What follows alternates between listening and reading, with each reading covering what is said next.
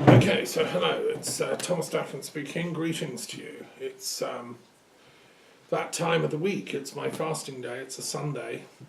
It's the last Sunday before the parliamentary elections in Europe, 23rd of May. And so it's quite a important Sunday, really. And I've been fasting, every Sunday since 5 months or so, since last December, to try and bring clarity to this whole situation that Europe is facing and Britain. Because the Brexit thing is not just about Britain, it's about the future of the UK, but it's also about the future of Europe. It's about what kind of identity we want to pursue, what kind of people we are at the end of the day.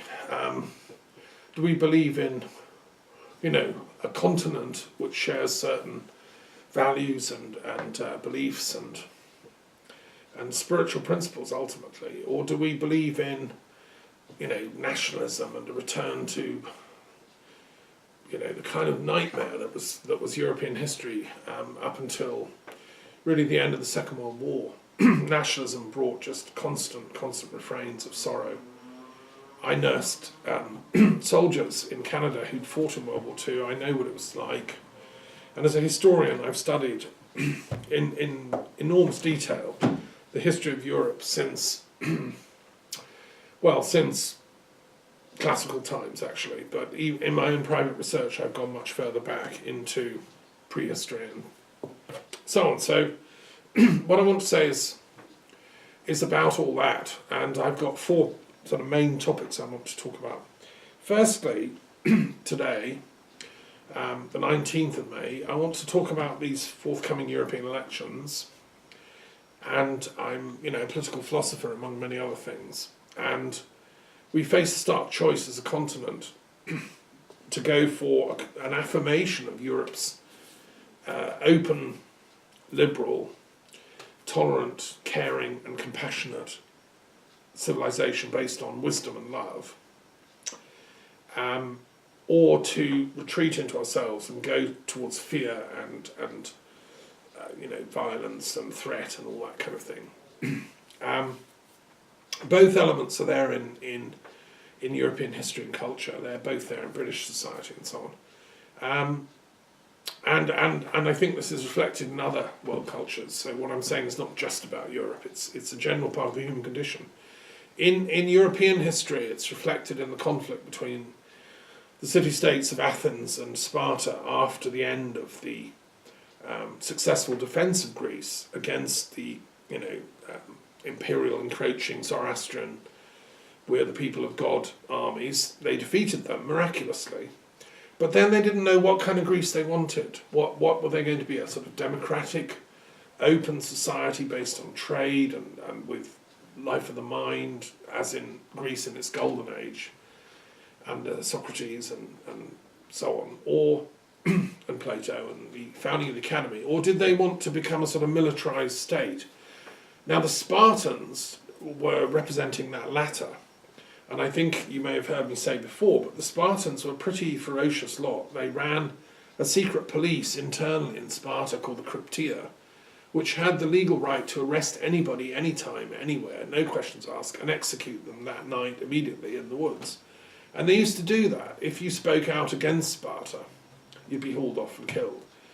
And you're a Spartan, right? So there's no idea of human rights. No, nothing like that. You don't have any rights, mate. We're the Cryptia. And this is a haunting thing that has come back in European history. It came back in the Nazi era. It came back in the gulags of the Soviet system. It's come back. If we blink, it comes back. Because Sparta, for all its horrible sins, was also a great heroic people, and so there's a sort of romantic love of that Spartan thing, and they worshipped Artemis, they loved their goddesses and so on. Well, they can't have been all bad, can they? Well, no, they weren't, obviously, but we do have to distinguish between the ethical position of that extreme which we can only call right-wing if you want, or crypto-fascist type of behaviour. And it came back in Greece at the time of the Colonels, when fascism literally seized power in Greece and silenced democracy and so on. Against that you had Athens, which was a democratic state, which gave everybody a voice. It was premised on equality, and it enabled Greek intellectual culture to flourish at a very high level. And that's where we get, the great works that we study today in universities. That's where Plato was raised. That's where Socrates used to wander around the streets talking about justice. And that's where Aristotle thought through the first basic principles of political science and so on. So, much as I respect the courage and tenacity of the Spartans, I do lament their stupidity and their cruelty. And I'm with the Athenians. And, therefore, what I say is that Europe has to reaffirm that sacred compact we made with democracy a very long time ago. It resurfaced during the Renaissance. And with the rise of Florence and the city-states of the Italian Renaissance, there was a rebirth of the importance of democracy, and great political thinkers, realised that, hey, why don't we do that again? We can have another go at this democratic thing, and that in turn inspired the democratic states of Northern Europe, like the Dutch Republic, and then Britain, which developed its own experiments with democracy and eventually worked out that a constitutional monarchy was the best, which I think is the Aristotelian solution. I mean, Aristotle had said that the best state is a mixture of democracy, aristocracy and monarchy, and you need all three to keep a balance on each other, or you end up, if it becomes a total democracy, you end up with mob rule. And we're seeing that on the internet with kind of mobsters, in the name of the people, attacking every kind of expert. So, no, you need a bit of aristocracy too, is what Aristotle said. Some people are really good at what they do. There are some brilliant doctors out there. I wouldn't want to go into a hospital where every time a patient comes in, there's a vote. Who's going to heal this guy? The cleaners, the window cleaners, the cooks, whatever, or the surgeons. No, I actually like a bit of aristocracy, and I want the surgeons to heal me if I go into hospital. Obviously. He wouldn't know how to cook, probably, the surgeon. So let everyone do their own expertise. That was Aristotle's suggestion, that we need a bit of aristocracy. I agree. And the monarchy there is like the general manager of the whole hospital to keep the thing running. I worked in hospitals for 4 years. 7 years, you can see. And the general manager, the monarch, keeps the whole thing happy and ticking over and, does the hiring and firing and all the rest of it. And that's what the monarch should do. So Britain got that constitutional monarchy by the skin of our teeth. There was a horrible civil war when the rival factions fought, and there was a nightmare time of the Wars of the Roses when, of course, the big thing was, well, who's going to be the monarch? Which family of aristocrats are going to provide the monarch? And that was fought out on endless battlefields. Eventually we decided, no, this is stupid. Let's copy the Dutch and have a bit of democracy.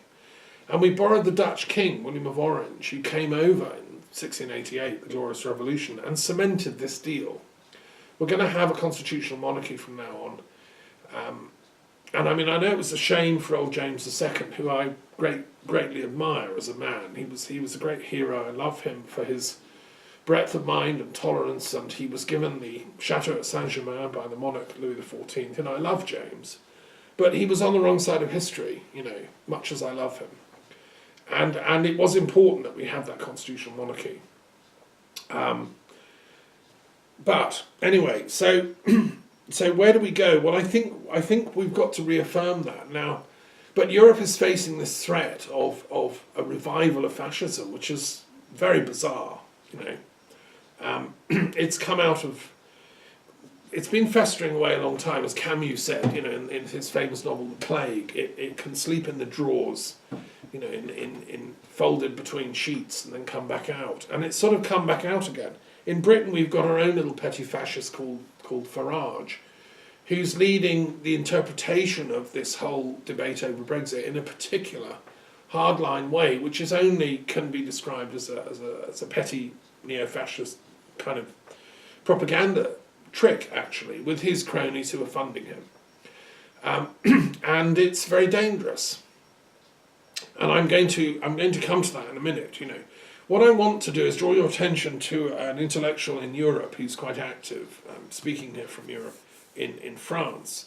But this chap is Dutch, called Rob Rieman, and he has written a very important book recently called To Fight Against This Age, on fascism and humanism. Now, Rob Rieman is a philosopher like me. He's thought through all these issues in great detail. And this is a bestseller, this book. I encourage people to read it. I haven't had time to write the book. He's written it. But I am speaking on behalf of the World Intellectual Forum for the whole of Europe, and I hope Rob will play a role in that, because he's certainly a significant intellectual at the moment. And it's in 2 essays. The first essay is called The Eternal Return of Fascism.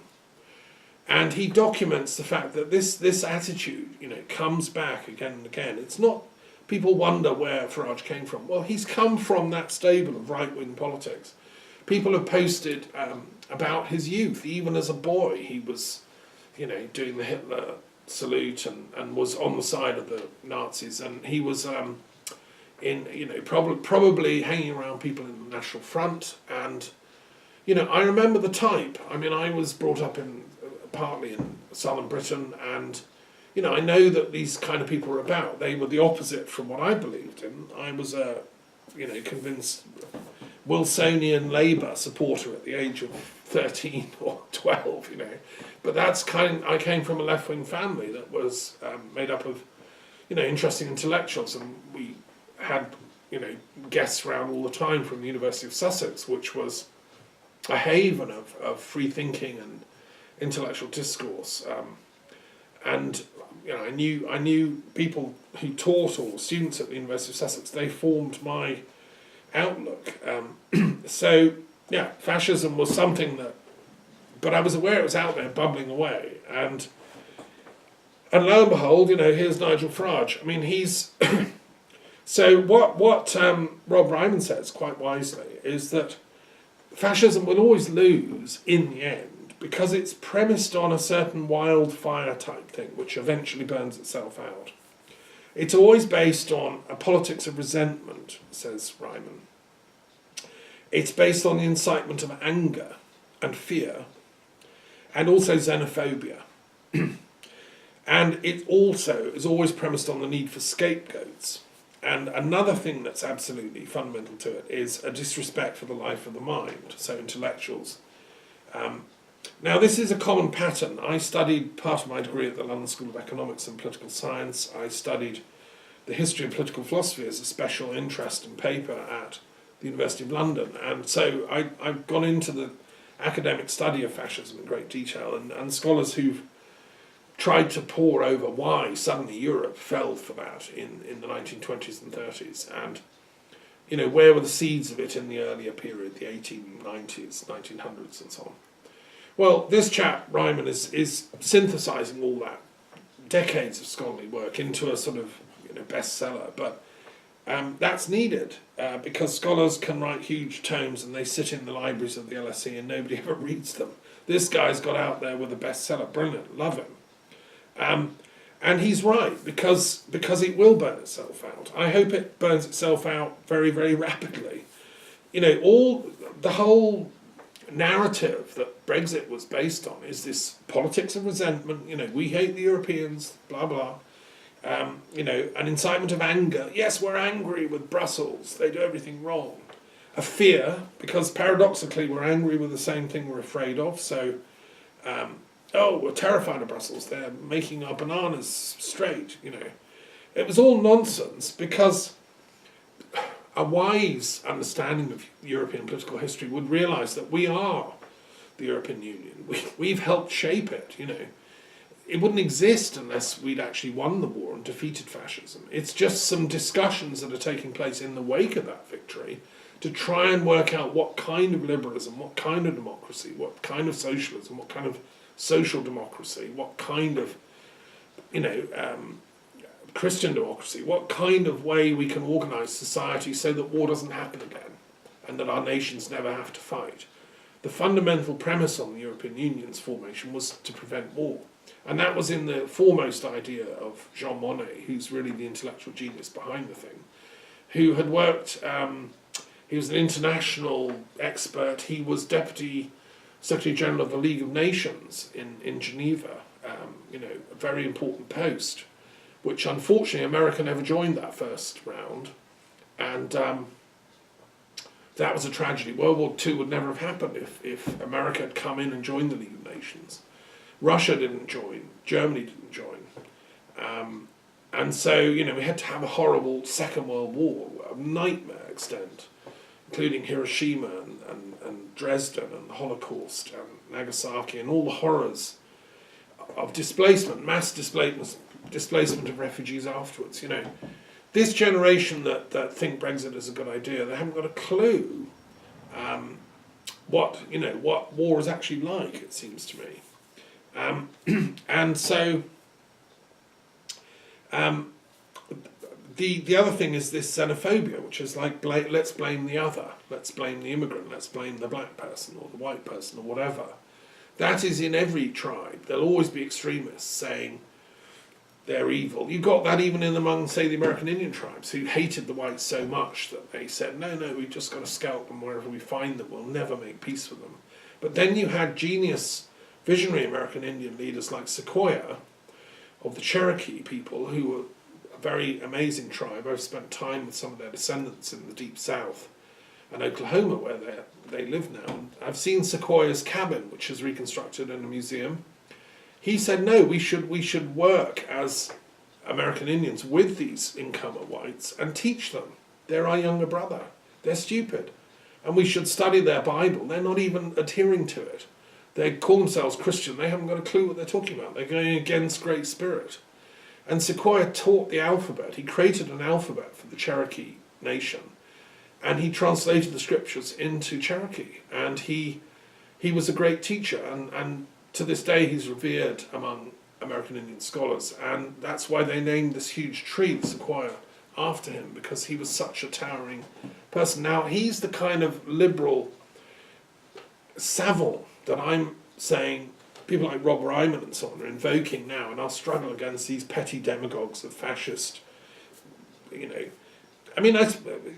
premised on fear and anger and hatred. So how do we, what else do we do? Well, I respect Rieman's work. My own work is slightly different. I've got into transpersonal history. My PhD has looked in depth at the esoteric or occult currents behind European thought. And it is a fact that quite a lot of these fascists, they're very interested in the occult. They go to esoteric stuff. And Steve Bannon, for instance, who's like the guy in charge of Farage and the funding conduit for a lot of it and so on, as he was for Trump, he's deeply, deeply interested in the occult. And he sees himself as a great warrior within that occult tradition. He thinks he's fighting a war of light against dark, as all occultists do. The problem is, he's not a very well-educated occultist, isn't old Bremain. So I'm really ticking him off. And the same with Farage, who's just his running boy. You see, they've dabbled and they've studied a little bit, and they've had access to power, and it's gone to their heads. And they've had access to money and wealth, and it's gone to their heads. Someone that really, really deeply studies these esoteric mysteries over many years and many lifetimes is not so glibly attracted to the way of the warrior. It takes a long time to grow out of the way of the warrior, but Bannon and Farage and their cronies in the Brexit mob and in the Trump right-wing, fascist mob are warriors, okay? And we're seeing some of them popping up every now and then shooting loads of people. The guy who shot in Christchurch, the guy that shot in Norway, these are the warrior types, and they think they're being very heroic. That's what fascism breeds, okay? It was founded by Hitler and Mussolini, both of whom were warriors, okay? And I've explored how British intelligence actually helped raise Mussolini and fund him, because Britain had been hijacked, in certain intelligence circles, by warrior kinds who thought they were doing, God's work in opposing the nasty Bolsheviks or the Germans or whoever the enemy is, the other. I'm coming from a different place. I've studied all that esoteric stuff that Bannon and Farage and all those crony fascist types have done. I've done it so deeply that, I've gone through the other side. It's like in The Lord of the Rings, you have to dive down and go along and then come out into the cave at the end of the river tunnel. So I've come out to the other side and I've come to the place of peace. When you study that esoteric study an awful lot, you realise that the highest esoteric wisdom is to work for peace, not for violence. And you realise that the greatest minds, the greatest thinkers of all of history, all the truly esoteric Samuels of mankind, have all said that. I'm just one of many, many, many people who've said that throughout history. Gandhi was obviously one, and I've communed with Gandhi. I used to run the Gandhi Foundation School of Nonviolence. I still run the Nonviolence School here in Europe, and I've been many times to the India to Jain conferences on peace and nonviolence, and that's what they say. These are the enlightened masters of humanity, if you want, along with the great Hindu saints. Gandhi was just one. There was Aurobindo, there was Sri Raman Maharshi, there were some amazing sages in the history of India, and one of them is the chair of the World Intellectual Forum at the moment, in the tradition of Sri Ramanuja, who was one of the great realised saints of Indian spirituality. So these people say you can't even begin to study philosophy unless you take a vow of non-violence. It's just you can't download, your mind won't be able to download the kind of degree of wisdom that you need if you're an angry, violent kind of person, and if you're going to misuse the knowledge in warrior skills. So I look at Farage, I look at Bannon, and I look at their cronies, and I hear again the words of Julius Evola, who was the intellectual behind fascism. Mussolini wasn't an intellectual, he had a respect for certain types of intellectuals as long as you didn't cross his path. Hitler certainly wasn't an intellectual, but Evola was, and what he said in some very complicated writings, which are still studied by all these neo-fascists today, is that the path of the warrior is the highest of all virtues. Evola said that Western civilization is corrupt, decadent, flabby. It's lost its oomph. It's just pathetic, and only the warriors can revive it. And so we need the Kshatriya ethic to have the strength, the courage to really get out there and save it. And he saw Mussolini, who he met, and he said, "This man's a great warrior. He's our saviour." And he met Hitler, and he said, "Yeah, this is a great guy. Okay, he was only a corporal, but he's still a warrior. He's the guy who can save Germany." And he lauded that warrior instinct in human beings and in society. Now that underpinned the whole Nazi fascist era. The SS was an elite warrior corps that swore oaths to kill the enemy wherever and fight to the death.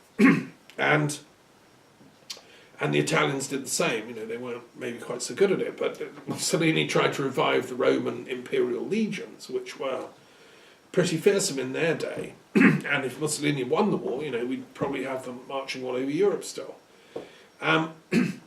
However, you see, the point I'm coming to, as you can probably guess, is that the Celts had it right when they said, look, these warrior types, they're very important. One should always respect them. Their training is important. And Cuchulainn and all the great warrior heroes of Celtic legend were revered. Finn MacCool, the great warrior leader of the Fianna at the time of King Cormac Mac Airt, the great truest and justest king who ever ruled in Ireland. The legends are great. We love these warriors. And those are handed down into today's warrior traditions in the Celtic world.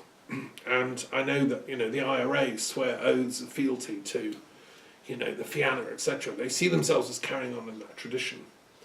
However, above that whole class was the Druid class, who were never violent. Their job was never to bring violence, and never either personally or conceptually in thought, word or deed. always, our job as Druids is to find peace. And I believe that that's true of the same equivalence in all the other traditions of European and world religious culture. So in the Slavic tribes, in the Germanic tribes, they were the equivalent to Druids. They were the rune masters, they were the seers, the samals. You know, they have different names and different traditions, right? And among the Romans, they were the priests. The Pontifex Maximus, who was the chief priest of Rome, his main job was to keep the peace. The Vestal Virgins of Rome, their main job was to ensure the candle, the light, never went out. Apparently it burned in the shrine of Pallas. And the same in all the great centres, like Ephesus. The priests and priestesses of Diana kept alive a flame, which burned for over 1,000 years, dedicated to Diana or Artemis. So a true priest, a true sage or samal, never touches war. It represents a failure. You know, if a terrible war breaks out on my patch and I'm the Archdruid of the Peace Druids of Europe, I'm going to take it very badly. I am taking it very badly, because it's my duty to stop it. If I'd been around before World War II, I would have striven with all my sinews of intellectual strength to prevent it. I wasn't here, I'm here now, and I will not allow World War III to happen on my watch. It's absolutely outrageous. And I'm appealing to all the other priests and druids and philosophers and samals that are still around on this planet to come and help. And let's work together on this. We have to see off this ridiculous neo-fascist assault on European democracy. I want to share one other thing from a Druid perspective, because we believe in reincarnation, as do the Jains, the Buddhists, the Hindus, you know, the seers and sages of all cultures. And I've been musing a lot about, you know, these things. And so whenever I see Farage's face, I see Goebbels. They look the same. Now, it could be just an instinct, it could be an intuitive insight.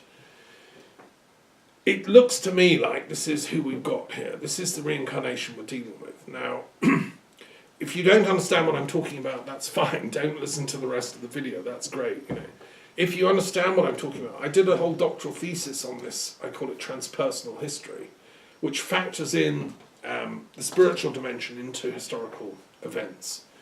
And if we don't study transpersonal history properly, we're going to be the victim of it. Now, it seems to me that Farage is either the reincarnation of Goebbels or a kind of look-alike, you know. They look so similar, and they're doing the same work. You see, Goebbels was a ideologue who worked as the chief Nazi propagandist. He was the brains behind Nazism. And he made it possible by adapting American advertising techniques to politics. Before Goebbels, politics was a more sophisticated thing. You know, in the days of Gladstone and Disraeli and the great speeches of orators in Parliament, people thought. They read newspapers all the way through. They had conversations of great intensity and depth. Intellectual life in Europe was a very sophisticated kind of thing. When Goebbels read about American advertising techniques, he dumbed down deliberately the whole level of discourse in politics to simplified slogans which would be repeated again and again and again to get the message through. And it was a deliberate attempt at hypnosis and brainwashing. The techniques developed by American advertisers to sell their products were applied to politics by Goebbels. And, you know, if you don't believe me, go and study this. This is 100% true, and people should be aware of this. Because these advertising techniques were then, you see, they're unethical. You can use these techniques to sell cyanide pills to concentration camp guards or whatever. They're not about what is good for you. They're about appealing to your baser nature, your lower instincts. So, you know, you must have this candy or that bubble gum or that Coca-Cola, knowing it's bad for you. So anyway, that's what Goebbels did. And it seems to me that's what Farage is doing. He's exactly like Goebbels. He knows how to do it because he's selling a very, very simple message, dumbed down to the lowest possible level, which is what people can cope with. And it's all about the politics of resentment, the politics of fear, the politics of xenophobia, and the need for scapegoats, and it's 100% assault on the life of the mind. So, you know, intellectuals like me, well, we're for the chop. Most of them in Nazi Germany and fascist Italy, you know, they were stuck in camps, and a lot of them were killed off. Some of them, thank God, fled to London or America, people like Einstein, and the life of the mind wasn't snuffed out. But, you know, when I listen to debates in Parliament and the pro-Brexit MPs stand up and say, I'm not an intellectual, I don't like intellectuals, I'm for Brexit. You know, this is the brainwashing I'm talking about. And the media is complicit in this. They are an advertising gimmick employed by this Farage technique to sell something that is utterly and totally toxic and poisonous to the body politic of the British people, the Scottish people, the Welsh people, and the Northern Irish people, and the Cornish people. You know, we've woken up, and the English people. We've all woken up and realised this is a nightmare. But it's being sold to us through this constant barrage of Goebbels propaganda. Well, my friends, you've got to see through it. You've got to vote. Whatever you do, don't vote for Brexit parties. Don't vote for any of them. And don't vote for the Conservatives who've become a Brexit party under the most inane and unintelligent leader I've ever had to live under. You know, I met the woman once before she was in politics of a senior level, and I'm very, very disappointed in her lack of intellect and lack of training. It leads me to think, how do we have, like, training qualifications for politicians? You know, they need to do courses in actually thinking skills. And I think they should have a politician's license before they can practice like a medical doctor. You know, if I'm a doctor or a therapist, I study for 10 years to become a qualified doctor, and I'm always being topped up with new trainings and keeping abreast of current research. As an academic, it's the same. I had to study for years to become a proficient academic. And yet these politicians who have no training of any substance, they have the right to tell me what's right and wrong. I mean, it's shocking. It's a complete inversion of truth, you know. And so really it's time that the academics come together, and we have to get these politicians on licence. And if they lie deliberately, they lose their license to practice. If I, as an academic or a doctor, lie, you know, to my patients, then I will be struck off the register, and I would lose my professorial post or whatever. And that's absolutely as it should be. Well, the same should be with politicians. And these people don't warrant our trust anymore. They've completely lost it. The same is Corbyn. My trust in Corbyn is hanging by a knife's thread, you know. He's wobbled and wobbled and wobbled, and he's been tempted. I don't know what the glint in his eye is, but you know, there's a sort of a disaster socialism on the left that is every bit as damaging as the disaster capitalism on the right. And some people I've met, you know, they're diehard Labour supporters, have swallowed the disaster socialism that says, let's leave the EU and build a utopian Britain outside it. It's not going to happen. The UK is going to break up. It'll be, you know, a catastrophe for the entire nation.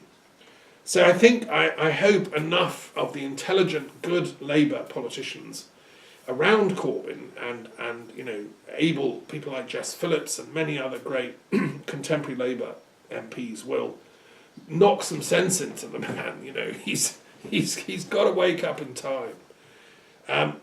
So anyway, and the Greens, of course, have been saying that Europe is the only solution, that we need to stay, although there is a sort of eco-fascism thing as well, that is a kind of disaster eco-fascism all of its own, which says, oh no, the world's collapsing, don't worry about Brexit, we're all going to die soon, let's just lie down in the street and it's all going to be Armageddon tomorrow, let's have a green, you know, apocalypse, and let's boycott Parliament, let's just march on the streets waving our banners. That's a sort of soft eco-tradition. There's a hard right eco-fascism which says, well, the Muslims are all to blame for everything, let's go and shoot them. Let's protect Mother Earth by killing off the Muslims, or the Jews, or whatever. There's some anti-Semitic eco-fascism. There's